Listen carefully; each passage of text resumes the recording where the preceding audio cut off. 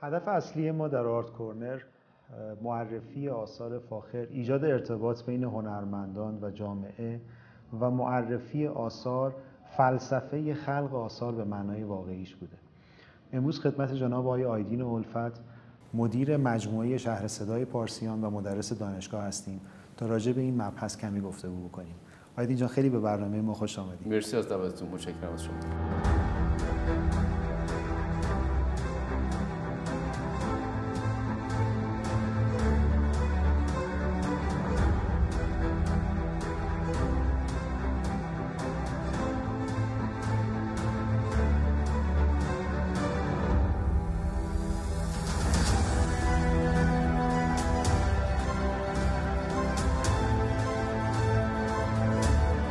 موقعی که ما پارسال اینجا رو درست کردیم یه خورده من حساب کتاب کردم، پیش خودم فکر کرده بودم خب کی پولم برمیگرده، شد 18 سال تو حساب کتاب من و گفتم خب عشق داشتم می‌کردم، ولی از این به بعد اگه کسی این کارو بکنه به نظرم فقط جنون داره.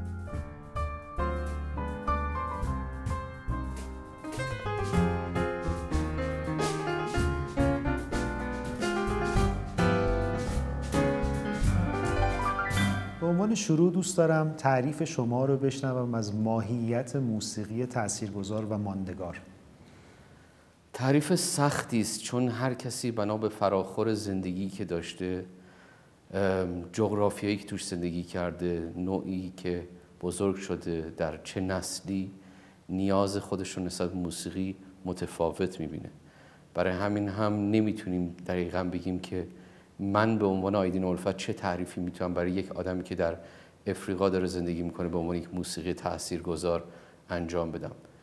راجع به مرز و بوم خودم هم حتی به لحاظ اینکه ما چند قومی هستیم نمیشه اطلاع دقیقی داد یا نظر دقیقی داد، ولی میتونیم بگیم که موسیقی که من رو به تفکر و هر کسی که برخورد میکنه با اون موسیقی بارقه های از تفکر رو توش ایجاد بکنه به عنوان یک موسیقی تاثیرگذار میتونم ازش نام ببرم. میتونم ازتون خواهش بکنم یه مقدار بشکافیم این مسئله رو بیشتر؟ حتما.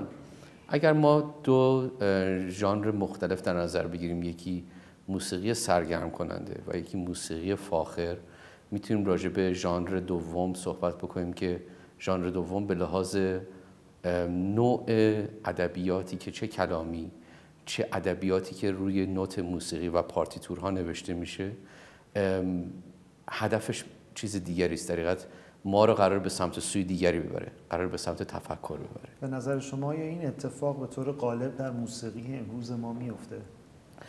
ببینید، متاسفانه موسیقی فاخر نیاز به حمایت داره تا بتونه جاشو پیدا بکنه. به هر حال ما تو زندگیمون همیشه همین گونه است. اگر مثلث نیازها رو یادمون بیاد از زمان دبیرستان، ما اول نیازهای اولیه داریم مثل آب و غذا و مسکن و خب موسیقی تفنن میشه اون نیاز اولیه. اگر میخوایم به جاهای بالاتری برسیم، به نیازهای والاتری برسیم و از قسمت شکمی بخوایم بریم به قسمت مغز، مسلما نیاز داریم به این که موسیقی باشه که ما رو به اون تفکر برسونه و نیاز به حمایت داره. واقعیت اینه که وقتی که سرمایه ها و سبد های حمایتی میرسه دست دولت و یا حکومتی که توی کشور هست، اون باید این سیاست فرهنگی رو بذاره و اون باید این سرمایه رو خرج این اهمیت دادنه بکنه و اون در حقیقت به عنوان کسی است که والی و سردمدار این موضوع میشه.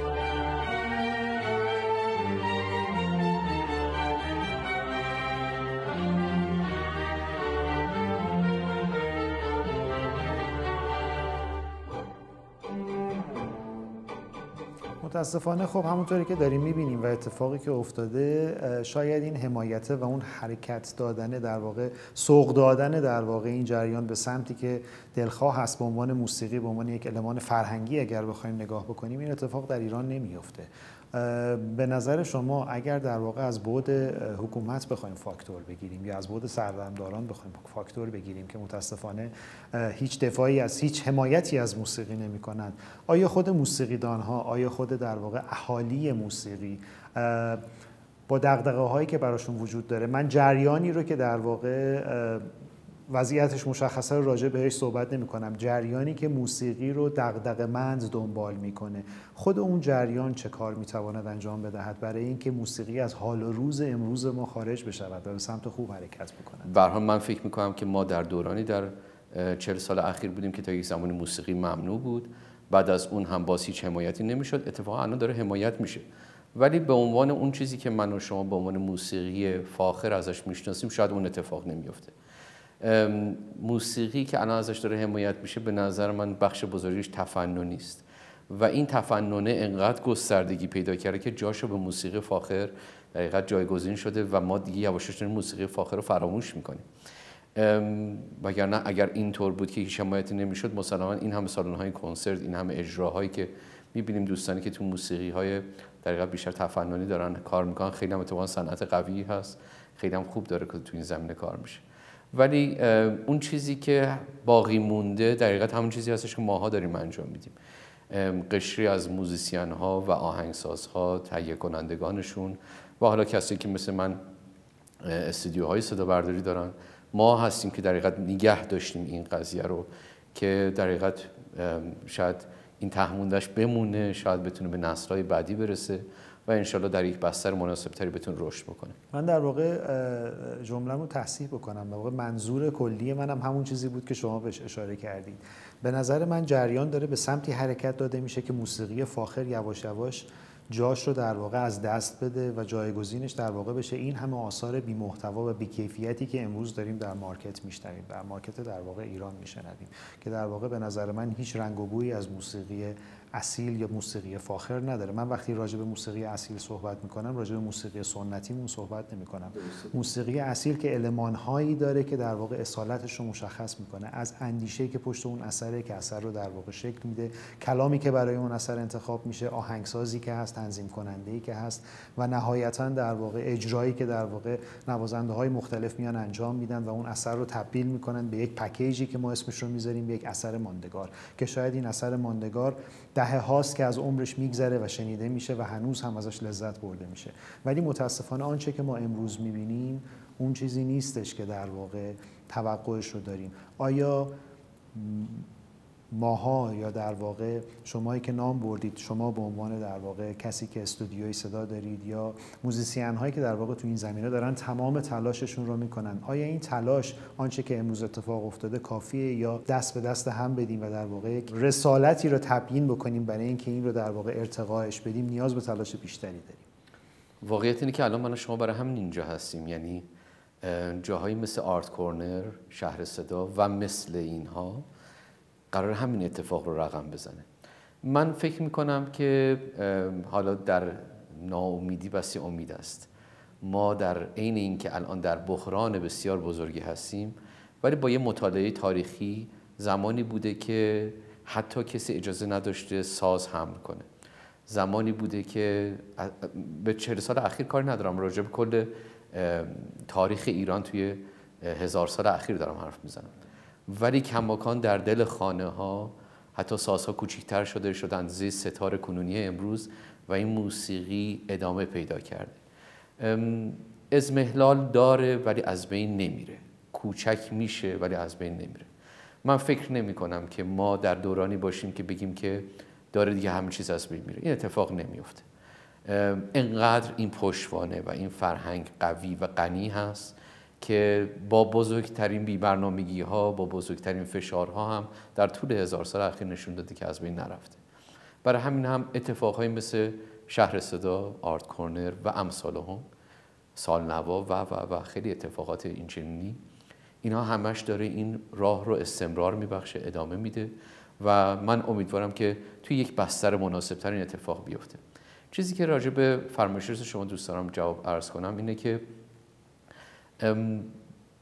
ما نیاز به بسترش داریم. مسلماً این بستر باید فراهم بشه، آهنگساز یا خالق یک اثر بتونه توی یک بستر مناسبی این کار رو انجام بده. یک بار یه سفری با آمستردام داشتم، وقتی که می‌دیدم که نقاشی‌های بزرگ جهان خب تو اونجا متولد شدن و از این مناظر طبیعی زیبای اونجا بهره بردن، تونستن یه همچین آثاری خلق بکنن. در موسیقی ما به ازاش توی ایران خب باید یک بستر روحی فراهم باشه تا یک خالق اثر بتونه این کار رو انجام بده. جالب بهتون بگم که بر اساس اون چیزی که در دقیقه تاریخ خوندم اینه که در دوران فشار همیشه یه تبلورهای اتفاق افتاده که در دوران آرامش اتفاق نیفتاده و من حتی این فشار رو مثبت میبینم در اینکه ممکنه اتفاقهایی بیفته کما اینکه افتاده. ما مثلا اثر نینوا رو داریم در سال 65 که بی‌نظیر اتفاق افتاده در دورانی که میگم حتی حمله ساز ممنوع بوده و میبینیم که یه بسترهای یک فشارهایی باعث یک تبلورهایی شده. الان هم به نظر من همین صورته، یعنی الان این فشار من در عین اینکه ممکنه هزاران قصه پشتش باشه ولی مطمئنا یه دفعه آثاری خلق خواهد شد که ازش لذت خواهیم برد و ماندگار خواهد شد.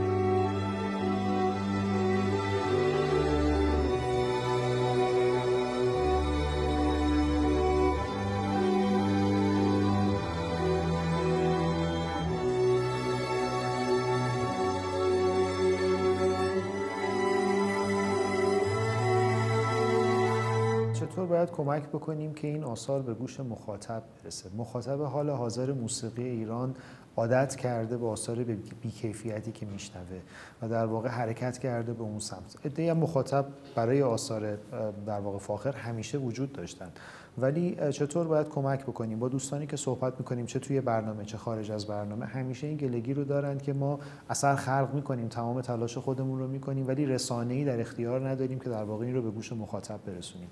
میتونم خواهش کنم نظر شما رو در ارتباط بدونم؟ ببینید، از نظر من دو نوع موسیقی وجود داره، موسیقی که تاریخ مصرف داره و موسیقی که ماندگاره. من در دوران کرونا این موضوع رو دیدم و دارم در حقیقت توی موزیسین ها و خالقان بسیار با ارزش اثرها میبینم که شاید نتونن خیلی کار خاصی بکنن ولی دارن اثر پدید میارن. یعنی این بحران یک ساله باعث شده که آدم ها به درون لاک خودشون برن، هرچند که موزیسین ها همیشه در لاک خودشون هستن ولی بیشتر از اون، و بتونن که از این مرواریدی که در درون خودشون میسازند بتونن یک گوهری رو بیرون بدن. اگر ما این رو یه خورده بازه فراتری نگاه کنیم، توی این سالهای اخیری که میگیم که وضعیت خیلی مناسبی نیست، الان دورانی است که به نظر من باید در صدف خودمون گوهر درست بکنیم و این میماند. گوهر هیچ وقت از بین نمیره، هیچ وقت کهنه نمیشه.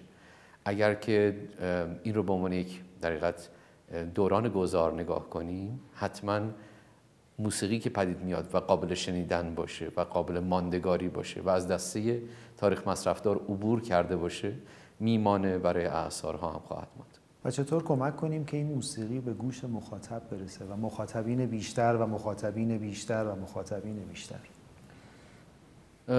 خدا رو شکر یه اتفاقات جهانی افتاده که هممون ازش با خبریم و مقوله انتشار مقوله ساده‌ای شده این روزگار.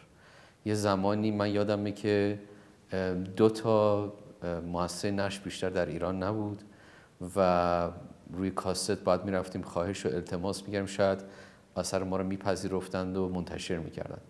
امروز شما اراده میکنید چند ثانیه بعد منتشر کردید و دقیقاً دست مخاطبه که تصمیم بگیره آیا این کار رو میشنوه یا نمیشنوه. برای همینم اتفاقاً وابستگی دیگه به جریان خاصی و اتفاقی نداره. مسئله مهم مسئله تبلیغاته. مسئله تبلیغات مسئله هزینه بریه، مسئله‌ای که پشتش احتیاج به پشتوانه و سرمایه گذاری داره. اتفاقا الان به نظر من ما نیاز به این داریم که یه خورده صاحبان سرمایه رو به این سمت جلب بکنیم که بتونن از آثار هنری حمایت بکنن. ما یکی از بزرگترین مشکلاتمون اتفاقا حمایت دولت نیست، حمایت صاحبان سرمایه است که بنا به قوانین قرار بود که اگر که از محصولات فرهنگی و رویدادهای فرهنگی حمایت می‌کردن، در مالیات‌هاشون تخفیفی قائل می‌شدن. در حقیقت این اتفاق نیفتاده و این میتونست خیلی کمک بکنه. یادمونه که زمان شهرداری آقای کرباسچی فقط گفتش که اگر نمای یک ساختمون رو شما مناسب و در حقیقت طبق استانداردهای خوب ایجاد بکنید، من تخفیف بسیار بزرگی در عوارض میدم. چهره شهر متحول شد. این گونه است، یعنی اگر که بدونم من به عنوان یک صاحب سرمایه، به عنوان یک بنگاه بزرگ تجاری با حمایت از یک محصول فرهنگی یا یک رویداد فرهنگی میتونم از تخفیف‌های دولتی، از مالیات معاف یا حداقل کم بشه، حتما این کار را خواهم کرد. برای همینم من واقعا این موضوع رو خیلی متوجه دولت‌ها نمی‌بینم. ما می‌بینیم خیلی از آثاری که توی کشورهای بزرگ دنیا ازشون حمایت میشه پشتش صاحبان سرمایه هستن، از بزرگان در حقیقت تجارت میان و پشت قضیه قرار میگیرن. خیلی از این فیلم‌های سینمایی، خیلی از رویدادهای هنری شما انتهاش در تیترش می‌بینید که بزرگ کمپانیایی هستن که ازش حمایت کردن.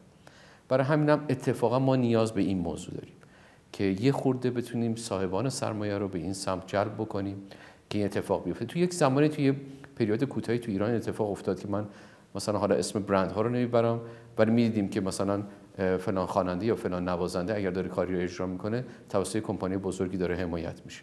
این رو نیاز داریم که اتفاق بیفته و روی این باید سرمایه گذاری کرد. ولی این ماجرا یک روی خطرناک هم داره، یعنی حمایت از هنر، در واقع سرمایه داران حرکت میکنند به سمت حمایت از هنر، ولی از اون هنری که باید حمایت بکنند حمایت نمیکنند. همین رو باید فرهنگ سازی کنیم. دقیقاً نکته شما کاملا درسته.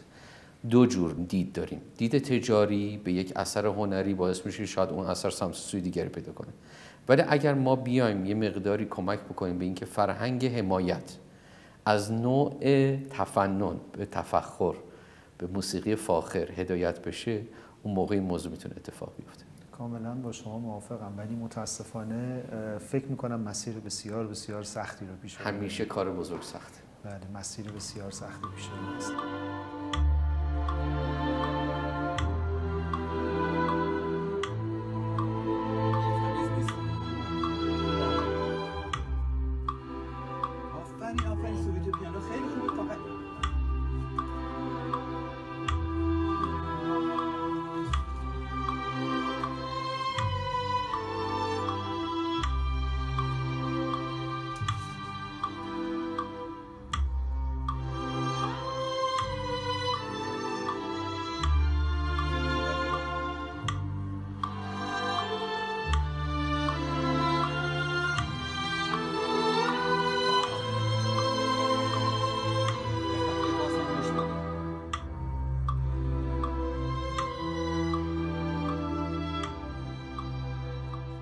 میخوام که در واقع راجع به دغدغه‌مندی در واقع هنرمندها در ایجاد کار فاخر در این بازار بسیار بسیار نابسامان صحبت بکنم و از اون طرف راجع به آیدین عزیزم بپرسم که آیدین جان، شما به عنوان یک در واقع مدیر یک مجموعه‌ای مثل شهر صدای پارسیان که در واقع میدونم خیلی هم دغدغه‌مند دارید، حرکت میکنید و حمایت میکنید، در واقع چه دغدغه‌ای پشت این جریانات باید باشه و چه حمایت‌هایی از جانب ماها باید وجود داشته باشه برای اینکه موسیقیدان‌ها رو سوق بدیم، نوازندگان رو سوق بدیم به سمت خلق آثار درست؟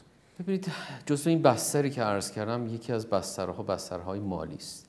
یعنی اطمینانی که به وجود بیاد که طرف به عنوان یک خالق اثر تطمیع میشه از لازم مالی و در یک شرایط مساعدی هست که مغزی که باید آروم باشه و بتونه از توش یک پدیده فاخر به وجود بیاد، نگران هزار یک دغدغه مالی نباشه.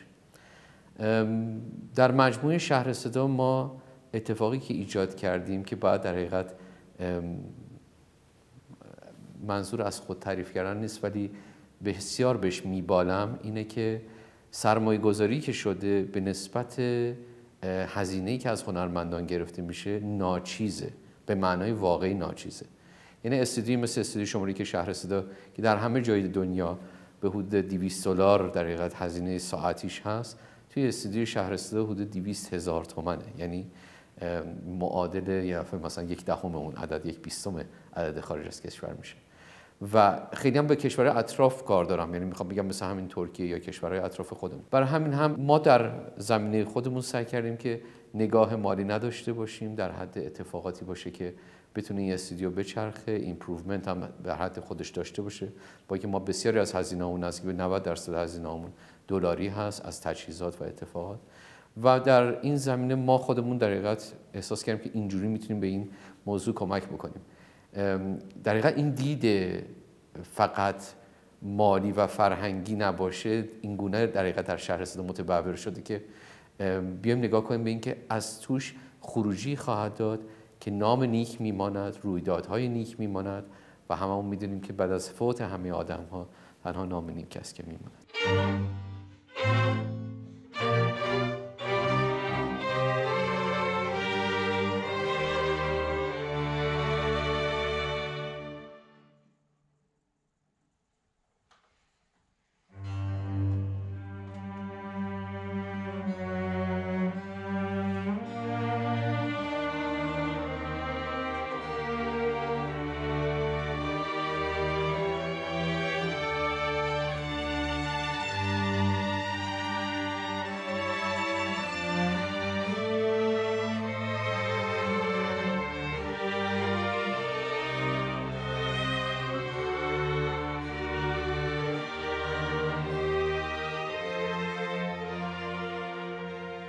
خلق اثر خوب و بد فکت هایی داره، المان هایی داره در واقع که اینها در کنار هم قرار میگیرن. قاعدتاً ضبط یک اثر در یک استودیوی حرفه‌ای کمک میکنه به کیفیت در واقع اون اثر.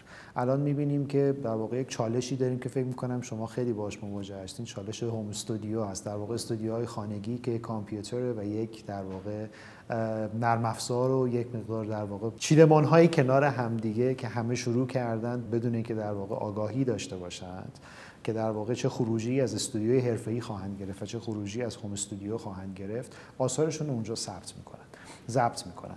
من میخوام در واقع از شما به عنوان یک متخصص خواهش بکنم که در این زمینه تخصصی یک مقدار برای ما بیشتر توضیح بدید. اولا که هر دو کلمتون درسته، هم ثبت درسته و هم ضبط درسته و ضبط هم در حقیقت کار ثبت رو انجام میده. دو اینکه من اصلا نگران این موضوعی که شما فرمودین نیستم، به این لحاظ که ما یک کار دیگری کردیم. مجموعه شهر صدای پارسیان جزو بنیانگذاران آموزش مهندسی صدا که زیر شاخه‌های اون یکی از مهمترینش همین ضبط استودیویی هست و مهارت در صدا برداری استودیویی هست، داره حرکت میکنه، کار آموزشی میکنه. همینطور غیر از مجموعه شهر صدای پارسیان، من هم در دانشگاه جامعه علمی کاربردی، هم در دانشگاه آزاد در رشته‌های صدا برداری و در رشته فناوری صدا مشغول کار آموزشی هستیم. آموزش یعنی فرهنگ سازی. من اگر دنبال این هستم که این استودیوهای خونگی بدونن که کاری که یک استودیوی بزرگ تخصصی نمیکنه رو در حقیقت این کاملا نهادینه بشه، باید کار آموزشی بکنم. کار آموزشی هم کار فرهنگی است. من زمانی که اومدم ایران سال 1388، اولین بار وقتی که به یک کسی که به نسبت آدم حقیقت خیلی بی اطلاعی نبود ولی گفتم مهندسی صدا خوندم توی امریکا، گفتش راستی آقا من میخوام یه خورده بخونم ببینید صدای من چطوره. هیچ درکی از این که مهندس صدا چیست نداشت. 11 سال گذشته و دیگه کمتر کسی که بگن بهش مهندس صدا بگی آقا من میخوام آواز بخونم یعنی چی. و این موضوع داره نهادی نمیشه. همینجا تو این گروه امروزتون یکی از هنرجوهای خیلی خوبمون رو دیدم و داریم میبینیم که من تقریبا هر جا دارم پا میذارم یکی از هنرجوهایی که در طول این 11 سال تدریسم داشتم رو میبینم که تو زمینه‌های شاخه از مهندسی صدا داره فعالیت میکنه. و این هنرجوها هر کدومشون دارن رسالت من و ماها رو انجام میدن که میدونن که استودیوی خونگی کار استودیوی تخصصی رو نمیکنه. برای همینم به این لحاظ ما قدمی که برداشتیم مؤثر بوده. در این 11 سال یواش یواش آدم‌ها میدونن که توی خونه نهایتاً یک موسیقی خونگی درست میکنن و برای انتشار جهانی، برای اینکه شنیده بشه یک کار، باید واقعا مراجعه کنم به استودیوی تخصصی. شما در واقع یکی از دغدغه‌های من رو بهش پرداختید، بحث آموزش، که می‌خواستم یه مقدار بیشتر راجع بهش صحبت بکنیم. همونطوری که در واقع آموزش فرهنگ سازی میاره و در واقع آموزش ارتقا میده سطح در واقع هنرجوهایی که به این رشته علاقه دارن، چه در زمینه موسیقی چه در زمینه در واقع صدا برداری و آیا به اندازه کافی ما زیرساخت برای آموزش داریم که بتونیم ازش استفاده بکنیم و بهش ببالیم که میتونیم این رو در اختیار در واقع هنرجوهامون بذاریم برای ارتقاء سطحشون؟ خب جواب خودتون که میدونید مسلماً جواب منفی است و به هر حال ما باید باور کنیم که در یک جهان سوم داریم زندگی میکنیم. ببینید اگر من ایران رو انتخاب کردم به عنوان محل زندگیم و دنبال این باشم که بگم وای من امکانات مثلا اروپا یا امریکا رو ندارم، خب ندارم، مشخصا من اینجا رو انتخاب کردم برای زندگی. نمیتونیم بگیم که آقا من در یک استخر بدون آب میتونم خوب شنا بکنم. خب مثلا نمیشه شنا کرد. ولی اگر فکر بکنم به اینکه خب حالا یواش یواش سعی کنم استخر رو پر آب کنم، ممکنه حتی به من هم وصال نده و نسل‌ها طول بکشه این استخر پر آب بشه، من این کار رو شروع میکنم. شهر صدای پارسیان همین کار رو کرده و آموزش همین کار رو میکنه. ما باید بستر رو ذره ذره فراهم بکنیم. درسته مسلماً اگر سیاست‌گذاری هایی باشه خیلی میتونیم بستر رو جلو ببره، ولی الان توی وضعیتی هستیم که این گونه نیست. باورش هم داریم که نیست. جهان سوم هم هستیم. از خیلی از دنیا هم قطع رابطه شدیم و نمیتونیم خیلی از اتفاقات رو تو ایران رقم بزنیم. ولی از خودمون شروع میکنیم تا حد بضاعتمون این کار رو انجام میدیم. مسلماً جواب شما منفی است، الان بستر وجود نداره، ولی من همین که فکر میکنم تو این 11 سال دیگه کسی به عنوان یک مهندس صدا از ما نمیپرسه که آقا تو میتونیم ما بخونیم، این برای من خوشاینده. الان وقتی من میبینم که آدم‌ها میدونن مهندسی صدا یک رشته نیست، یک گرایش بسیار بزرگیه که خیلی ازش گرایش‌های نشأت میگیره، مثل صدا برداری استودیویی، مثل صدا برداری اجرای زنده، میکسینگ و مسترینگ، طراحی و صداگذاری و خیلی شاخه‌های مختلفی داره. این برای من بسیار خوشاینده. من فکر می‌کنم تو این 11 سال تونستم خیلی از این رسالتی که رو دوشم بوده رو انجام بدم و بعد از این هم انجام خواهم. با این استدلال کوچیک می‌فهمیم که چرا برای دونستن علم مهندسی صدا نیاز به دونستن علم ریاضی و فیزیک داریم. دانش ریاضی به عنوان پایه درک علم فیزیک، علم فیزیک به عنوان پایه دانش مفاهیم شکل موج و مفاهیم شکل موج به عنوان پایه‌ای برای شناخت اصوات است. بعد از طی کردن همه این راه و کسب این دانش، تازه به نیمه راه میرسیم. صدا در برخورد با پرده صماخ یا همون گیرنده گوش تبدیل به سیگنال‌های الکتریکی شده و به مغز میرسه. نیمه دوم راه تازه از اینجا شروع میشه. امیدوارم خیلی از نوازنده ها و موزیسین های ما و موسیقیدان های ما هم این چنین فکر بکنند، برای اینکه آنچه که امروز داریم میبینیم در کنار یک تعداد موزیسین که واقعا کار خودشون رو عالی دارن انجام میدن، ولی چیزی که تأسف باره اینه که حتی ما میبینیم برخی از نخبگان ما دنبال روی جریان فعلی نازل موسیقی ایران شدند که خب این متاسفانه بسیار دردآوره. دقیقاً دیگه به هر حال متاسفانه همیشه جنگ تلفاتی داره و تو این تلفات متاسفانه آدم‌های خوب هم از بین میرن، ولی انقدر آدم خوب داریم که من وقتی سالنوا مراسمش اجرا شد و راجع به هنرمندانی که خب از ایران رفتن مهاجرت کردن ولی کماکان دغدغه فرهنگ ایرانی رو دارند و دارن تو اون سمت و سوها کار میکنن، کسی که تو ایران موندن از دوستان اسم ببرم مثل استاد حسین علیزاده و دارن کار میکنن، مثل آقای کلهر، اینها سردم دارن، اینها دارن این خط مقدم رو جلو میبرن و در دل همه اتفاقات میرن و بسیار ارزشمند داره این موضوع اتفاق میفته. صدای آقای شجریان خودش فوت میکنه ولی صداش نمیمیره. آثار آقای علیزاده خدایی نکرده 100 سال دیگه اگر نباشن آثارشون از بین نمیره و هیچ کس اگر یک قدم مؤثر گذاشته باشه قدمش از بین نمیره.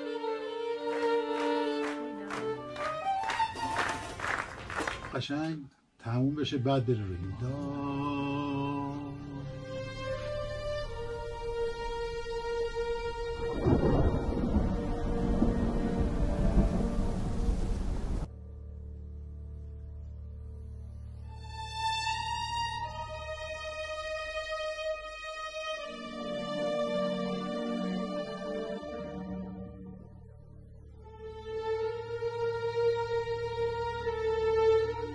چه کنیم که علیزاده ها و کلهرها و شجریان ها تربیت بکنیم و کمک بکنیم که آثار اونها هم به گوش جامعه مخاطب برسه.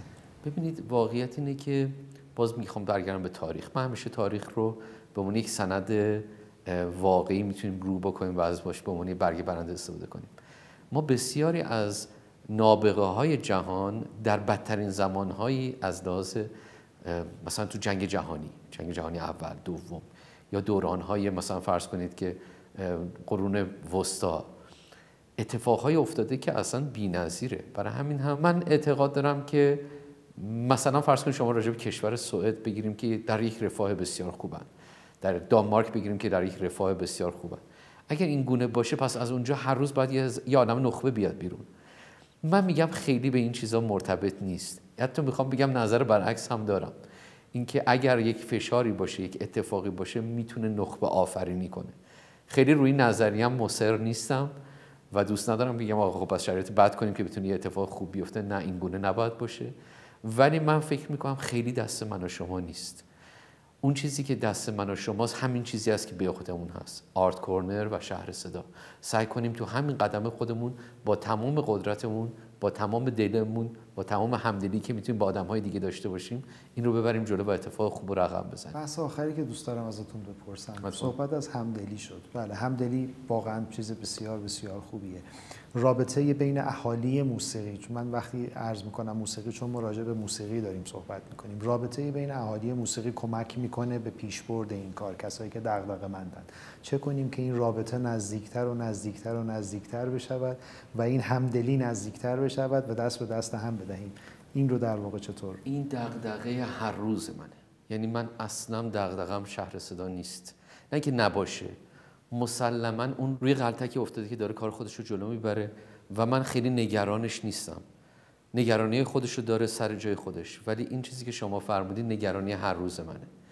یعنی اتفاقا بزرگترین چیزی که ما داریم از دست میدیم اصلا اون مسئله موسیقی فاخر و نیست، مسئله همدلی است. ببینید استودیوی شماره یک شهر صدا، عمدن دارم اسم میبرم به این لحاظ که ما برای ضبط آنسامبل اونجا رو ساختیم. ضبط آنسامبل یعنی که ضبط هم نوازی یا هم گروهی. توی گروه نوازی شما احتیاج به همدلی دارید. اگر اون همدلی نباشه اتفاق نمیفته. خیلی بده که من مثلا میبینم که اگر 10 تا نوازنده توی یک سازی میان و میخوان کنار هم بشینن، انقدر این همدلی نیست که کار آخر سر اون اتفاق بر دل نشستن درش اتفاق نمیفته. این نگرانی منه. من هر روز دارم فکر می‌کنم چی کار میشه برای این کار کرد. خب اتفاقهای خوبی داره رقم زده میشه که خیلی کمه. دوست دارم دوباره اسم ببرم. سالنوا یه اتفاقی است که سعی میکنه این روح نوازنده رو به هم نزدیک بکنه. ما بزرگترین چیزی که داریم از دست میدیم اتفاقا اینه که دغدغه شماست، دغدغه منه.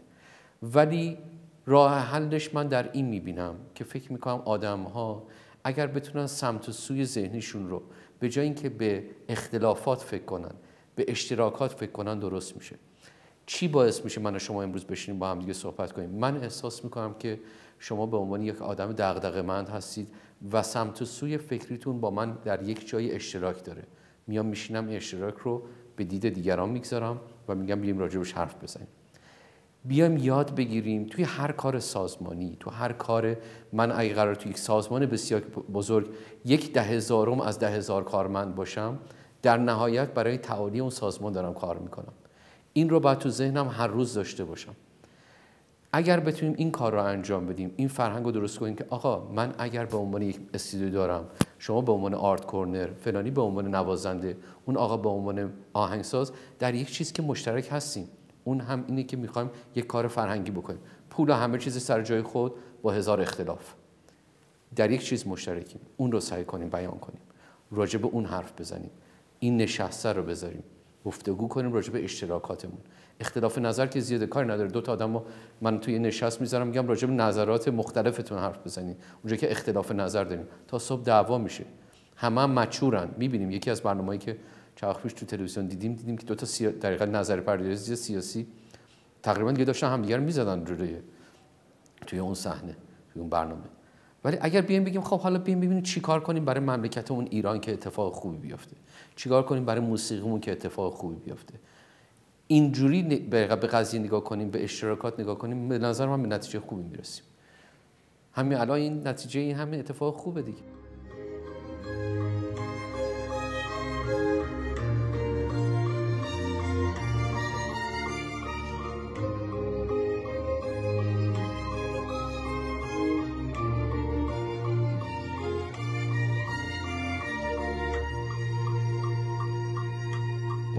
واقعا امیدوارم این یکی از دغدغه‌های منه که به اشتراکات نگاه بکنیم، همدل بشیم، بتونیم دست به دست هم بدیم که در واقع کمک بکنیم به این که آثار فاخر بیشتر و بیشتر و بیشتر خلق بشه و بتونیم به گوش مخاطب برسونیم و در واقع این گوش رو آشنا بکنیم که در واقع خوراک خوب این هست و نه اون چیزی که دارن سعی میکنن که ما بشنویم. خیلی متشکرم آقای دیدان از وقتی که به من دادین، سپاسگزارم. از گفتگوی با شما لذت بردم مثل همیشه و امیدوارم که بیشتر و بیشتر بتونیم این بحث‌ها رو با هم ادامه بدیم. ان شاء الله. خوشحال میشم. منم برای آرت کورنر آرزوهای خیلی خوب دارم.